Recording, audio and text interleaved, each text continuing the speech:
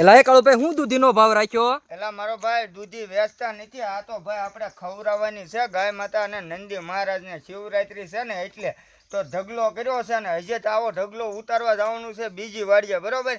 તમને આમ થાય કાળુભાઈ બેહી ગયા છે શાંતિથી, નહીં મિત્રો મહેનત કરી છે અને ખૂબ સારું એવું કામ કરવાનું છે, કારણ કે ભાઈ આપણે અબોલ જીવના દર ખેલે આપણે ઝાડને એવું ખવડાવતો હોય તો આખરે નવો વિચાર આવ્યો કે હાલો ને આપણે કંઈક નવીન કરવી. તો નવીન કરવા માટે હું, ગોવિંદભાઈ, વિજયભાઈ અને પારસ કાકા બધા આવ્યા હતા, બરોબર? તો અમને એમ થયું કે હાલો ભાઈ આપણે ઉતારી આવી, જાત મહેનત જિંદાબાદ. હવે આને જો ટેમ્પો મળી જાય તો ટેમ્પા થકી આપણે એના ગામમાં પોગાડીશું બધી જગ્યાએ, અલગ અલગ જગ્યાએ.